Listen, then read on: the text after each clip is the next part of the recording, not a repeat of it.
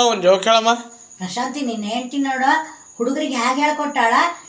ನಿನ್ನ ಮಗ ನನ್ನ ಹತ್ರ ಕುತ್ಕೊಂಡು 17+5 ಎಷ್ಟು ಅಮ್ಮನ ಕೇಳ್ಕೊಂಬರ್ತೀನಿ ಅಂತಂದು ಓಡೋಗ್ಲಕ್ಕೆ ಹೋದ. ಯಾಕ ನಿಮ್ಮ ಅಮ್ಮನ ಕೇಳ್ತೀನಿ, ನಾನೇ ಹೇಳ್ತೀನಿ ಬಾ ಅಂದರೆ ಇಲ್ಲ ಇಲ್ಲ ಅಮ್ಮ ಹೇಳಾಳ, ಏನನ್ನ ತಲೆ ಹರಟಿ ಪ್ರಶ್ನೆಗಳಿದ್ರೆ ನಿಮ್ಮ ಅಜ್ಜಿನ ಕೇಳು, ಓದು ಬರೋದಿದ್ರೆ ನನ್ನ ಹತ್ರ ಬಂದು ಕೇಳು ಅಂತ ಹೇಳಾಳ ಅಂತ ಹೇಳ್ದ.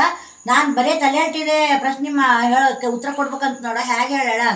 ಇಲ್ಲಮ್ಮ ನೀನು ಎಲ್ಲ ನಿಮ್ಮ ಫ್ರೆಂಡ್ಸ್ಗಳ್ನ ಜೊತೆ ಕುಡ್ಸ್ಕೊಂತಿ, ಅವರೆಲ್ಲರೂ ನಿನ್ನ ಜೊತೆ ಸೇರ್ಕೊಂಡು ಲವ್ ಮ್ಯಾರೇಜ ಅರೇಂಜ್ ಮ್ಯಾರೇಜ ಬೀರು ಬಾರು ಅಂತಂದು ಮಾತಾಡ್ಕೊಂತ ಕೂಡ್ತೀರಿ. ಆ ಹುಡ್ರನ್ನ ಕೂಡ್ಸ್ಕೊಂಡು ಅವನ್ನೆಲ್ಲ ಕಿವದಕ್ಕೆತಾವ.